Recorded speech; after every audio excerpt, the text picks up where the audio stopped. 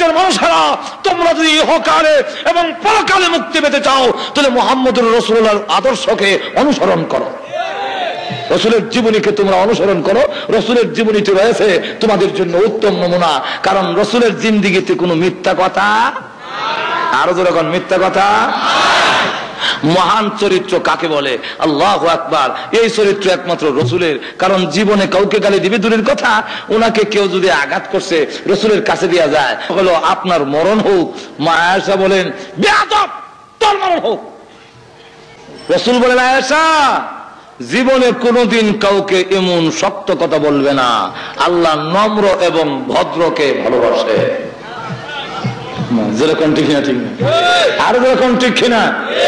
আমাদের দেশে যে একে অন্যের কুরুচি, অশ্লীল, একজনের আপনি আমার বিভক্ত হতে পারে।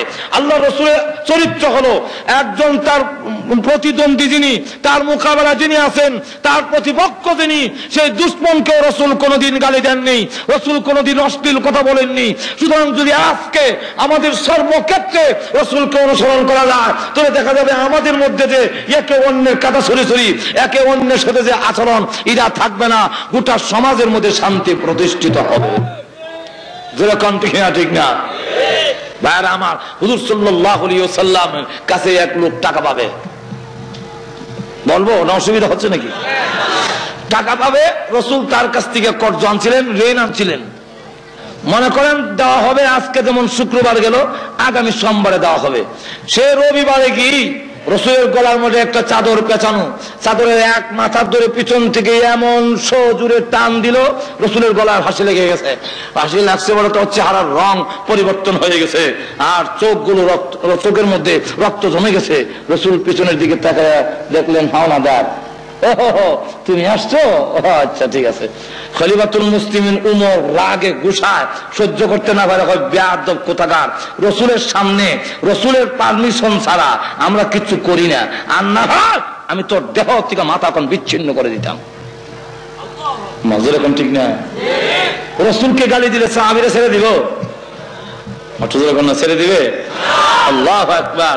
আবু বকর সিদ্দিকের নামে এক লোক গিয়ে কেস দিছে।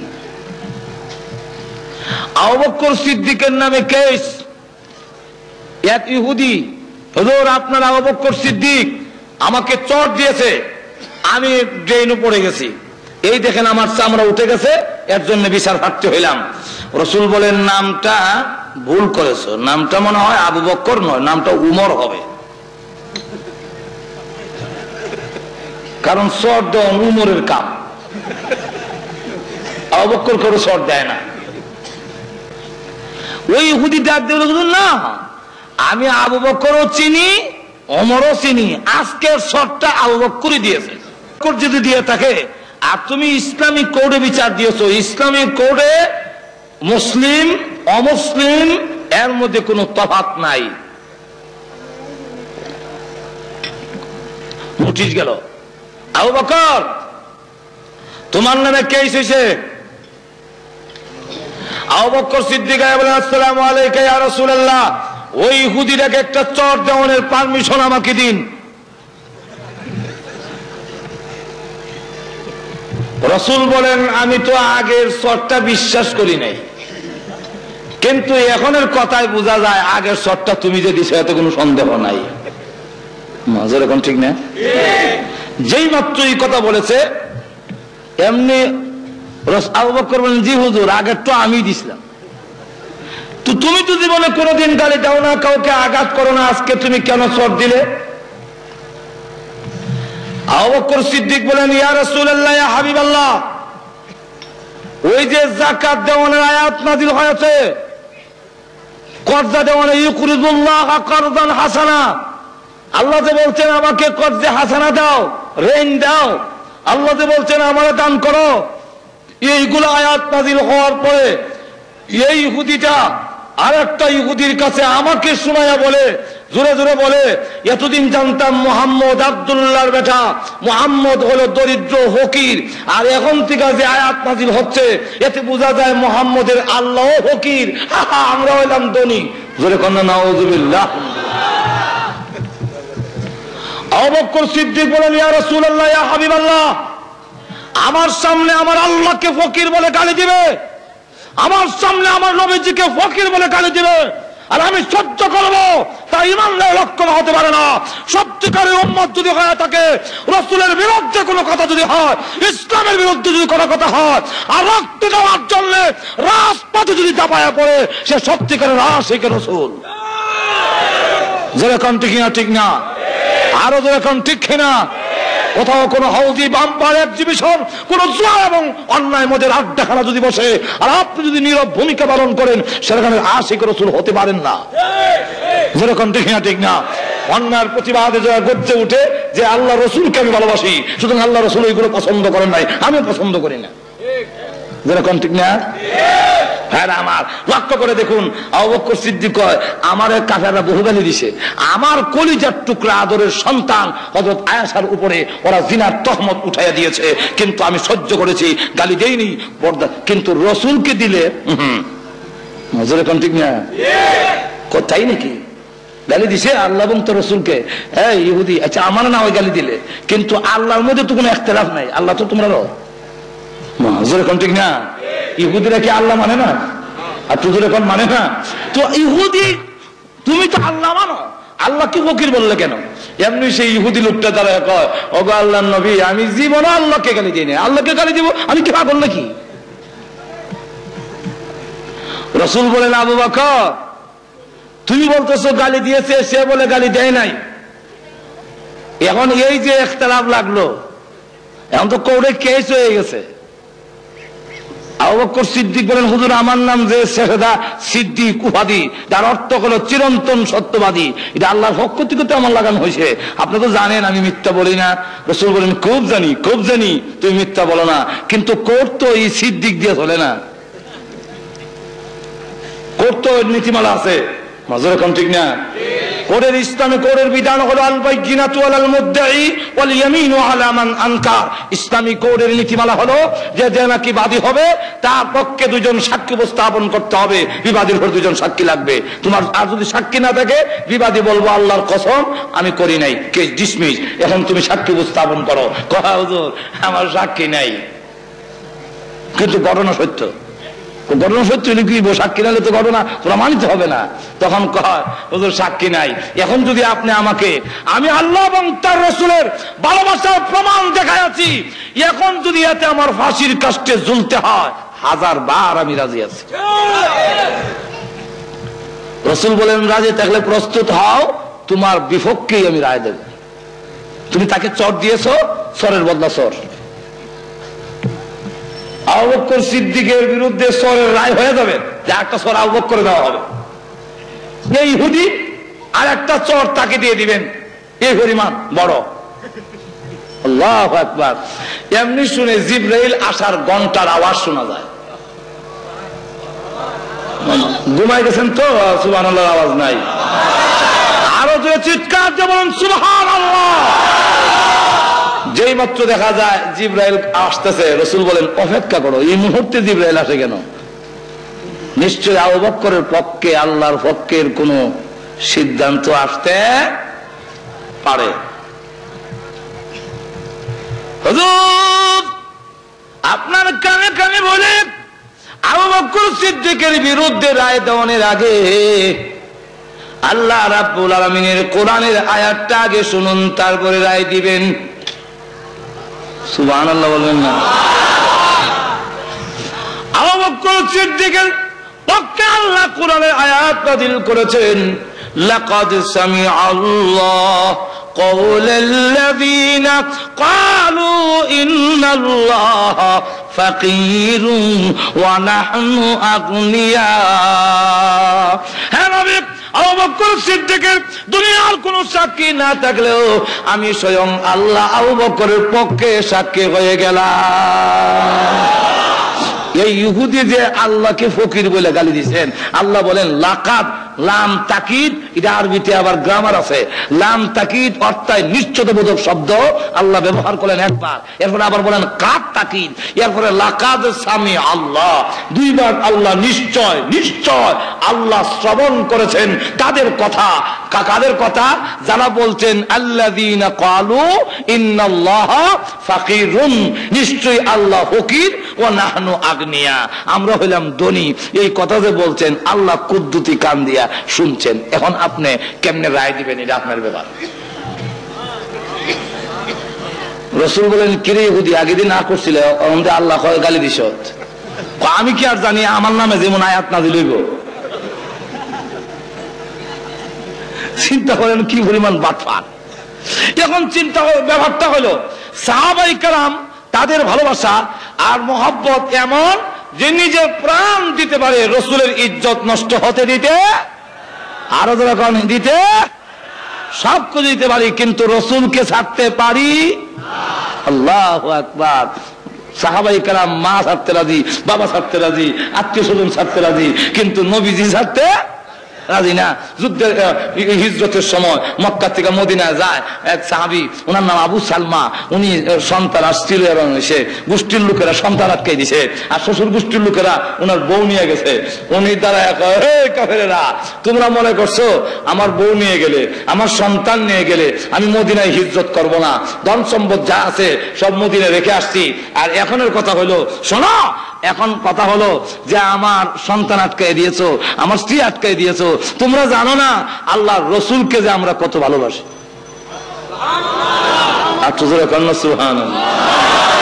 আল্লাহু আকবার, আল্লাহু আকবার। আল্লাহর রাসূলকে যে কত ভালোবাসি এটা তোমরা তো জানো না। আমার নিজের প্রাণের চাইতেও আল্লাহর রাসূলকে আরো কোটি গুণ, আরো যখন কোটি গুণ। আমি রাসূলকে আগে অনুসরণ করব কেন?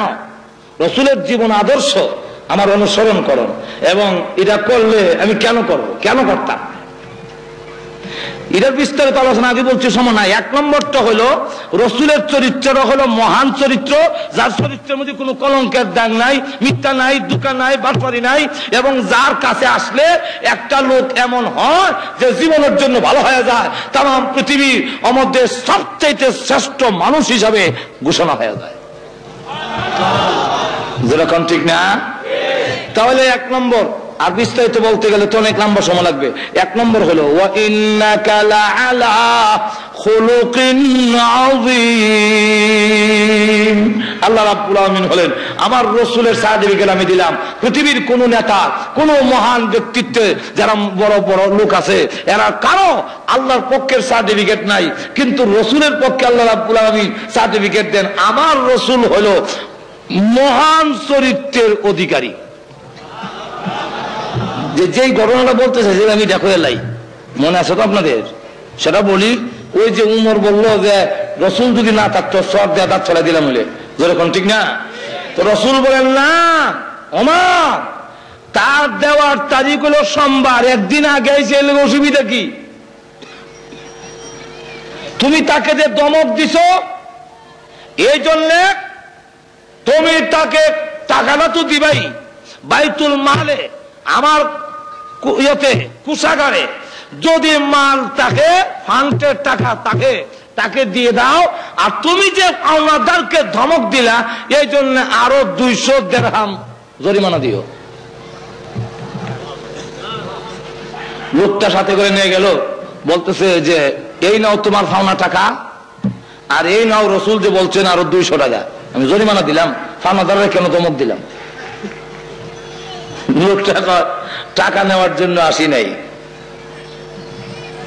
আমার দেওয়ানোর তারিখ হয় নাই, আমি তো আসলে টাকা নেওয়ার জন্য আসি না। কেন আসছো? তাওরাত কিতাবের মধ্যে বিশ্বনবী রাহমাতুল লিল আলামিনের যত গুণগান উল্লেখ করা হয়েছে এক একটা করে পরীক্ষা করে দেখেছি। শেষটা ছিল বিশ্বনবী যিনি হবে 300, বিশ্বনবী যিনি হবে 300 খারাপ আচরণ কেউ করলে উনি পাল্টা তার সাথে ভালো আচরণ করবেন। আর এই বালা আচরণ করবে কখন? এমনি সব বালা মানুষ শৈল গুতা দিয়া রাগ চুলায় সারলে যদি ঠিক থাকতে পারে তাহলে ভালো মানুষ, যেরকম ঠিক না। আর নাহলে তো এইখানে যারা আছেন সব ভালো মানুষ, সব ভালো মানুষ, সবতে হাসি, হ্যাঁ। কিন্তু আমি খারাপ আচরণ করে দেখি, তখন দেখা যাবো যেরকম ঠিক কিনা। একজন জিজ্ঞাসা করে, ভাই বাবা তোমার বাড়ি কোথায়? আমার বাড়ি তো অমুক গ্রাম। যে গ্রামের নাম কইছে এই গ্রামের লোক অধিকাংশ লোক ও গ্রামে যাচ্ছি, খারাপ, লাইটল বেশি, আর কি জঙ্গলি কিসিমের মানুষ। তার আচরণে, এই ছেলের আচরণে সে একটু লেখাপড়া শিক্ষা বা একটু শহর বন্দর থেকে ভালো থেকে একটু ভালো হয়েছে আর কি, কথা বুঝছেন না? তো কয় বলে আমার বাড়ি তো অমুক গ্রামে। তোমার আচরণে তো বোঝা যায় না। না বাবা আমার বিশ্বাস হয় না এই গ্রামে তোমার বাড়ি। কোন আশা আমার বাড়ি এই গ্রামে, বলবে না, আমার বিশ্বাস হয় না। এই গ্রামের লোকের আচরণ এরকম হওয়ার কথা না। একবার দুইবার তিনবারের সময় না চাচা আমার বাড়ি এই গ্রামে, তো আবার যখন না বে আমার বিশ্বাস হয় না, কখন শ্রদ্ধা থাকে তুমি বিশ্বাস না হইলে তখন বিশ্বাস হয়েছে, কখন বিশ্বাস হয়েছে, এখন ঠিক না। এখন বোঝা গেল তো রাগ না চুলালে তো বোঝা যায় না। আল্লাহ রসুল সাল্লাল্লাহু আলাইহি ওয়াসাল্লাম তখন বলতেছেন, ওই ইহুদি বলতেছে রসুলের রাগ না চুলালে তো বুঝবো না, আমার খারাপ আচরণ না করলে তো ভালো হবো কেমনে। এই জন্য আমি পিছনের চাদর ধইরা এমনি জোরে টান দিলাম, দিয়া বললাম টাকা আনবার সমানো দিবার সমাপতি মনে থাকে না। এই কথা বলার পরে আমার ফাউন হইলো দুইটা চোর, যেরকম ঠিক না ঠিক না। কিন্তু চোর না দিয়ে আল্লাহ রসুল সাল্লাল্লাহু আলাইহি ওয়াসাল্লাম আমাকে বললেন, মুস্কি হাসি দিয়া বললেন, আরো বললেন জরিমানা দেওয়ানোর লেগে, আপনি যে দমক দিচ্ছেন ওইটার জন্য জরিমানা দেওয়ান। এতে বোঝা গেল, প্রমাণিত হইল, পরীক্ষায় পাস করলো উনি বিশ্ব নবী, উনি রাহমাতুল আলামিন। সুতরাং আর একটা মুহূর্ত দেরি করতে চাই না, টাকা নেওয়ার জন্য আসি নাই, আমি এসেছি ইসলাম ধর্ম গ্রহণ করার জন্য। তাই আমি কালিমা বলে মুসলমান হয়ে গেলাম। এই হলো রসুলের আখলাক। যদি আরো বলতে যাই আরো বহু ঘটনা আছে, যদি বলতে যাই শেষ হবে না। তো এক গেল, এক রাখলাম এক। দুই নম্বর হইল, একটা লোককে অনুসরণ করে তার জন্য মোটামুটি 4টা গুণ থাকে। যেরকম কয়টা? কোন লোক যদি সুন্দর হয় তো তার পিছিয়ে পিছিয়ে মানুষ ঘুরে। গাজীপুর মনে এরকম নাই, সুন্দরের পাগল মনে নাই। সুন্দরী মহিলার জন্য বেদের মেয়ে জুস্নায় আমার বেদের মেয়ে, আমিও ঠিক, আমি তো গান জানিও না, দেখছিও না, শুনি না, কিন্তু মাঝে মাঝে শুনি। একদিন এক ছেলে দেখি এমন প্রিয় ছিল, ছোট্ট একটা বাচ্চা দেখি এরম করে, কি করে বেদের মেয়ে জুস্নায় আমায় পাগল করে আছে। আমি এখন এই বেদের মেয়ে জুস্নায় আমার পাগল করে আছে, বেদের মেয়ে সুন্দর দিকে পাগল হয়েছে দিয়া যা যাব। সুন্দরের জন্য একজন আরেকজনকে অনুসরণ করে, পুরুষ হোক নারী হোক, যেরকম ঠিক না ঠিক না। সুন্দরের জন্য তার কাছে সবকিছু ছেড়ে দিয়া, ও বিশ্বের মানুষেরা, সুন্দরের কারণে যদি কাউকে অনুসরণ করতে হয় তাহলে একমাত্র ব্যক্তি হলো মুহাম্মদুর রাসূলুল্লাহ সাল্লাল্লাহু আলাইহি ওয়াসাল্লাম। মুহাম্মদের চাইতে সুন্দর আকাশের নিচে জমিনের উপরে আল্লাহর কাউকে সৃষ্টি করেন না। সুতরাং রসুলের সুন্দর। হাসান হুসাইন বলে, না না এই করতে ওই করে যাবো, একটু লাইট দেন না, অন্ধকার। রসুল বলেন, লাইট দেবো করতে গিয়া, চুলা তো আগুন নাই, তোমরা আবার লাইট দেবো, তবে আমি যাওয়ার ব্যবস্থা করে দিই, যাও তো। কেমনি করবেন? রসুল এমনি মুস্কি হাসি দিলেন।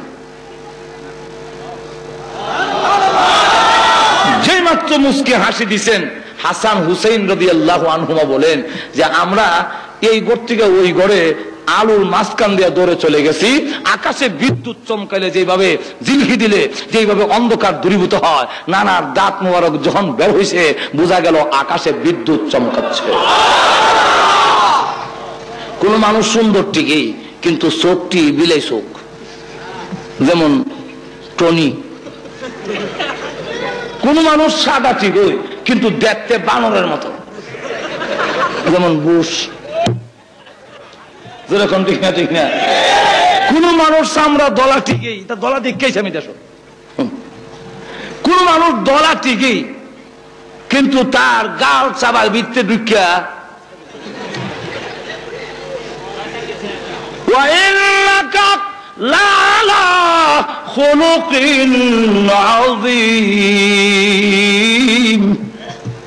আল্লাহ রাব্বুল আলামিন বলেন, রসুলের যে মহান চরিত্র তাফসীর ইবনে কাসির মধ্যে উল্লেখ করেছে চরিত্র সুন্দর বলতে শুধু চরিত্র না, রাসূল মাথা থেকে পা পর্যন্ত এমন কোন জিনিস ছিল না যে আল্লাহর নবীর দোষ ধরার মতো আছে।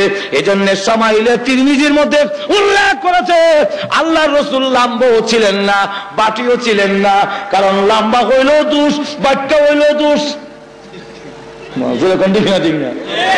কিন্তু খলিফাতুল মুসলিমিন ওমর ছিলেন সাহাবীদের মধ্যে সবচেয়ে লম্বা।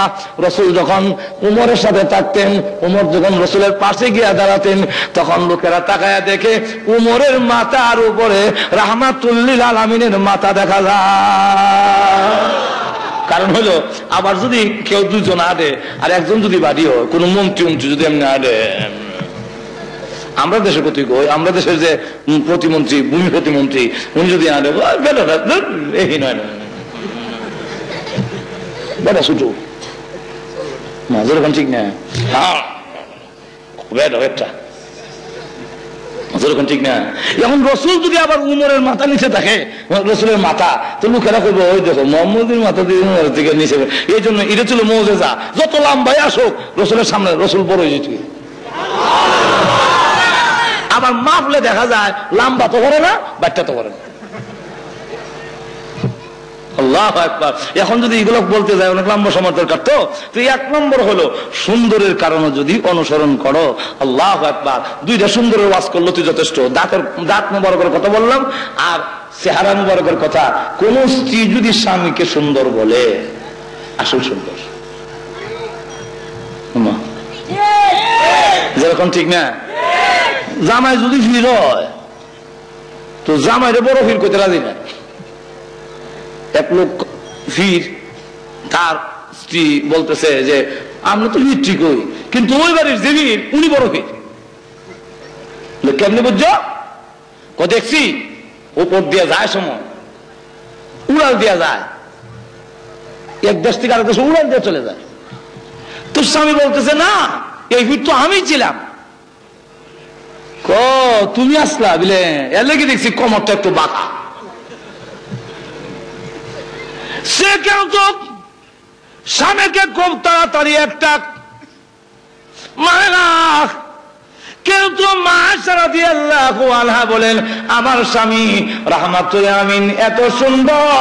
ইরশাদুল কারি ইলা সহিহুল বুখারী, ওই বুখারীর ব্যাখ্যা গ্রন্থের মধ্যে লিখেছে মা আয়েশা বলেন অন্ধকার রজনীতে আমার করে এশা নামাজের পরে আল্লাহর নবী যখন প্রবেশ করতেন, তখন রাসূলের চেহারার সামনে একটা সুইচের ছিদ্র দিয়া আমি সুতা ঢুকাইতে পারতাম। আল্লাহু আকবার। ওই দিকে আমি শেষ রাখলাম সুন্দর। দুই নম্বর হইল কারো যদি বুজুর্গ বেশি থাকে, বুজুর্গ হয়, বুজুর্গ বুঝেননি, আল্লাহর সাথে যার সম্পর্ক বেশি, কামালতি, ওই লোকের পিছনে কিছু লোক আসেনি, নজর ওখানে আসেনি। এই লোকটা যদি আল্লাহর ওলি হয়ে যায়, শাহজালাল, মঈনুদ্দিন চিশতি, এই জাতীয় লোক যদি হয়, তখন নজর ওখান ঠিক না, ঠিক না, তার জন্য পাগল দেওয়ানা লক্ষ লক্ষ লোক পাগল হয়ে যায়। ও দুনিয়ার মানুষ, এমন যদি হয়, এর কারণে যদি হয়, তো রসুলকে অনুসরণ করতে হবে। কারণ রসুল হাত উঠাইতে দেরি, আল্লাহর দরবারে তা কবুল হইতে একটা সেকেন্ড দেরি হয় না। আল্লাহু আকবার। ওই দিকেও যদি যায় লম্বা হয়ে যাবে। আবু হুরায়রা রাসূলের দরবারে বসে কান্দেন, তো রাসূল জিজ্ঞাসা করেন কান্দুস কেন? কান্দি, প্রত্যেক দিন আমি বাড়িতে গেলে মা আমাকে মারে আর বলে বাড়ি ছেড়ে দিতে হবে। আমি আর বুখারী শরীফের ঘটনা, আমার মা আমাকে বলছেন যে আমি মুহাম্মদের দরবার ছেড়ে দেওয়ার জন্য। আমি আমার মাকে বলছি, মা শুধু আপনার বাড়ি কেন, আল্লাহর কসম করে বলে তামাম পৃথিবী ছেড়ে দিতে পারি, কিন্তু একটি মুহূর্তের জন্য রাহমাতুল লিল আলামিনের দরবার ছাড়তে পারবো না। বুঝি মুহাম্মদকে অনেক গালিগালাজ করলো। হুজুর এতদিন কান্দি নাই, আজকে কাঁদছি, আমাকে মারো, আমাকে গালি দাও, সহ্য করি। মা ছেলেকে গালি দেয়, সহ্য করা যায়, কিন্তু আমার রসুলকে যে গালি দিল, এখন কি করি? রসুল বলেন তোমার মা গালি দিলে কি করবা? সহ্য করো। কোনা সহ্য করা যায় না, আপনি হুজুর মেহরবানি করে একটু দোয়া করেন আমার মা যেন মুসলমান হয়ে যায়। রাসূল দোয়া করেন, বুখারী শরীফের হাদিস, আল্লাহুম্মা হদি উম্মা আবি হুরায়রা, আল্লাহুম্মা হদি উম্মা আবি হুরায়রা। আয় আল্লাহ, আবু হুরায়রার মাকে হেদায়েত করো। আবু হুরায়রা তো মরছে। আর একজন সাহাবী, এই কই যাস? দাঁড়া, তোমার মার জন্য দোয়া হয় আর তুমি দোয়াটা কিভাবে অবমূল্যায়ন করলে? দোল মারলে না, অবমূল্যায়ন নয়। আমি দৌড়ে তাড়াতাড়ি গিয়ে দেখতে চাই।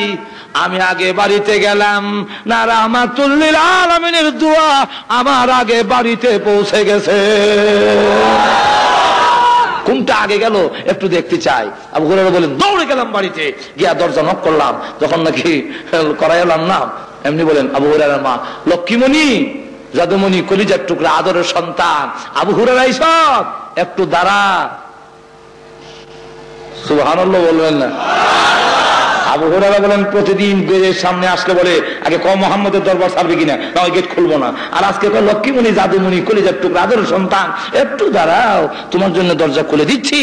আবার শোনা যায় ভিতরে গোসল করছেন, পানির শব্দ শোনা যায়। আবার যখন গোসল করতেছে, ব্যাপারটা কি? তাহলে মনে হয় আমি আমার মার গেটে পৌঁছার আগে আগে রাহমাতুল আলামিনের দোয়া আমার মার জন্য কবুল হয়ে গেছে। ঠিকই দেখে দরজা খুলে দেওয়ার পরে পাকনা চুলগুলো ভেবে পানির কুড়াগুলো ঝরতেছে আর বলতেছে, আজকে কই গেছিলে? যাওয়ার পর থেকে আমার কলিজার কেমন একটা জ্বালা যন্ত্রণা শুরু হইলো, এমন জ্বালা যন্ত্রণা, গোসল করলাম, পানি দিলাম তো জ্বালা যন্ত্রণা শেষ হয় না। আচ্ছা, কলিজা জ্বললে পানি দিলে কামিব? এখন পানি দিলাম, সবকিছু করলাম, কিন্তু আমার কোনো উপকার হলো না। এখন আমার মন খালি বলতেছে, তুই যে নবীর কাছে, মুহাম্মদের কাছে গিয়া এত ভালো হইলি, এত গালি দিলাম, এত গালি দেই, কোনোদিন তো পাল্টা গালি দিস না, কোনো ধমক দিস না, চোখ রাঙাস না। তাহলে আমার মন চায় ওই নবীকে যদি একটা নজর দেখতাম। আবু হুরায়রা মুস্কি হাসে আর মনে মনে কয়, এমনে না দোয়া কবুল হইছে। বুঝছেন তো কত তাড়াতাড়ি কবুল হয়? আবু হুরায়রার মা রাহমাতুল লিল আলামিনের সামনে গিয়া চোখের পানি ছেড়ে দিয়া তরতর করে কাঁপতেছে আর ডেকে বলে, আল্লাহর কসম করে বলি, এত সুন্দর চেহারা জীবনে কোনোদিন দেখি নাই। এমন চেহারার লোক কোনোদিন মানুষের ক্ষতি করতে পারে না। আমি মানুষের কাছ থেকে শুনি না, শুধু গালি দিছি, আপনারা দেখছি না কোনোদিন। আজকে প্রমাণিত হয় আপনি আল্লাহর পয়গাম্বর। আর দেরি করতে চাই না, আমাকে কালিমা পড়ায় দেন, আমি এক্ষুনি মুসলমান হয়ে যাব। তাহলে যার এত সম্পর্ক আল্লাহর সাথে, এত বুজুর্গি, উনাকে অনুসরণ করো। 3 নম্বরটা হইল আপনার মাল। আমার যদি খুব টাকা থাকে, কোটি কোটি টাকা, তো আমার পিছিয়ে দেখবেন 8-10 জন সবসময় থাকে। এখন ঠিক না? বড় লোকের পিছনে সবসময় লোক আছে, অভাব নাই। আমি আমার যদি দাওয়াত দেন একজন লোক রে, তো আমার সাথে আয় না, আসে না। আর যার লোকের টাকা কোটি কোটি কোটিপতি, তেমনি ওটা করবি, ওটা করবি, হ্যান করবি, যে চাচা কথা মানে। তাই যদি হয়, রসুলের চেয়েতে বড় ধনী আল্লাহর জমিনে আর কেউ। রসুল গরিবিটা গ্রহণ করে নিছেন, রাখতেন না তো, কিন্তু রসুলের মতো ধনীদের বাস্তব প্রমাণ হইল আজ পর্যন্ত কত মন্ত্রী মিনিস্টার, আমাদের দেশের প্রাইম মিনিস্টার, প্রেসিডেন্ট, বিশ্বের বড় বড় প্রেসিডেন্টরা হজ করতে যায়, 100 উট কুরবানি দিচ্ছেন বলে আমি কারো ইতিহাস জানি না। আপনাদের জানা আছে? তদানীন্তন সময়ে রসুল জীবনে একবারই হজ করেছেন। এই হজের নাম প্রথম হজ, এই হজের নামই বিদায় হজ। কথা বুঝছেন? বিদায় হজের নামে সকলে চিনে বেশি, কিন্তু আসলে এটাই জীবনের রসুলের প্রথম হজ। আর জিন্দেগিতে হজ করেননি। রসুল যেদিন হজ করেছেন, ওই সময় আল্লাহর রাস্তায় তিনি 100 উট কুরবানি করেছেন। এবং যিনি মাটিতে হাত দিলে স্বর্ণ হয়ে যায়। তুমি আবার গরিব কেমনে? গরিব তো না। আল্লাহু আকবার। ঘটনা যদি বলতে যাই, সালমান ফার্সি যে লোকের গোলাম ছিলেন, এই লোকে বলছে তোমাকে মুক্তি দিতে পারি 3টা শর্ত। কি শর্ত? 1 নম্বর শর্ত হলো তুমি আমার বাগানের মধ্যে 100টা খেজুর গাছ লাগাতে হবে, আর 100টা খেজুর গাছ এক সমানে বড় হবে, আর একসাথে খেজুর ধরতে হবে। এটা কি সম্ভব? এটা তো বাস্তবে সম্ভব না। তো এটা যদি করতে পারো, অর্থ না দাও। 2 নম্বর হলো কয়েক কেজি, মনে করেন অন্তত 3.5 কেজি ওজনের একটা স্বর্ণের চাকা যদি দিতে পারো, তোমাকে মুক্তি দেওয়া হবে। এটা কি দেওয়া সম্ভব গোলামের? একজন সাধারণ রুজি রোজগার যে করে আপনার বাড়ির চাকর, সে কি 3.5 কেজি ওজনের স্বর্ণ দেওয়া সম্ভব? সম্ভব না। রসুলের কাছে গিয়ে বললেন, রসুলের কাছে বলার পরে বলেন ঠিক আছে, তোমার মালিকরে বলো আমি তা করে দেব। রসুল নিজ হাতে ওই সালমান ফার্সি রাদিয়াল্লাহু আনহুর মালিকের বাগানে 100টা খেজুর গাছ লাগালেন।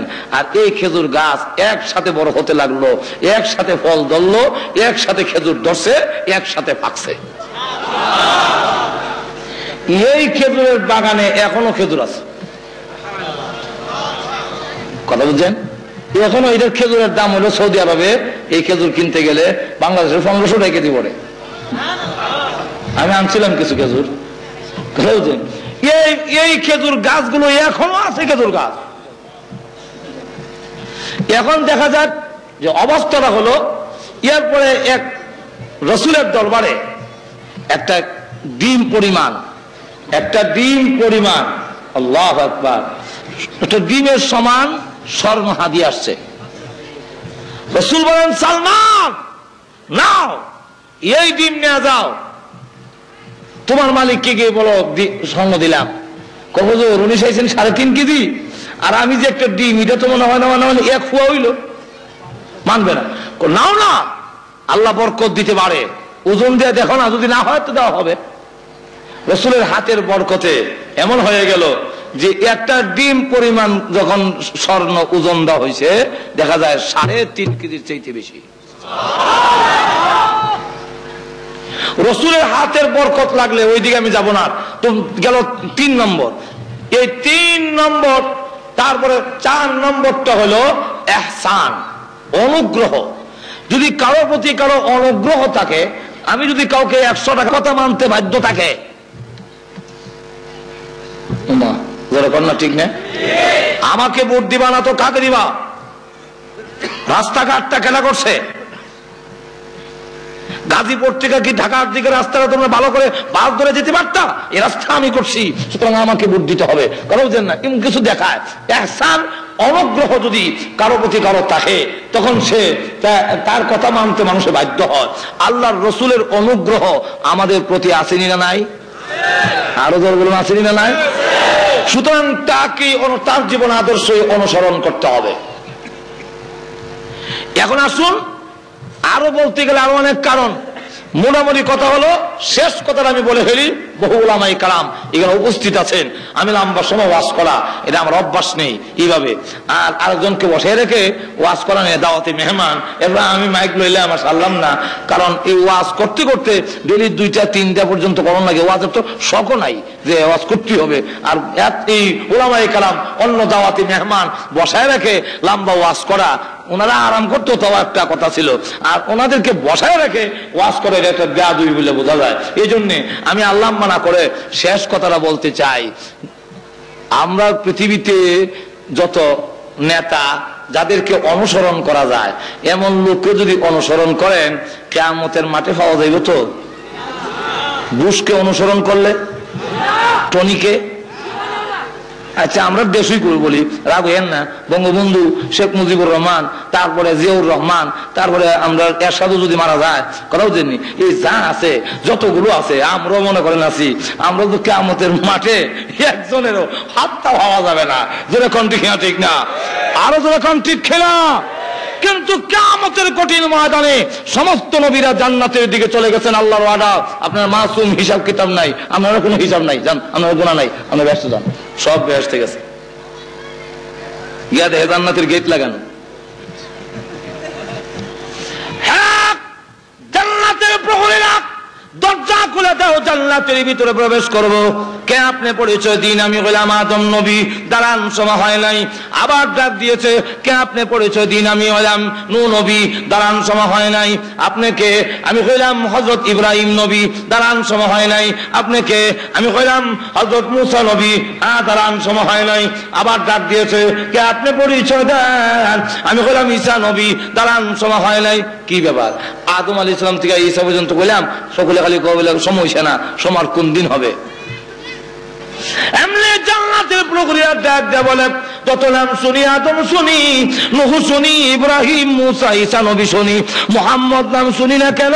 এই নবী কি আপনাদের এখানে হাজির হয় নাই? না, উনি তো এখনো আসে নাই। উনি এখন কোথায়? উনি এখনো কিয়ামতের কঠিন মাঠ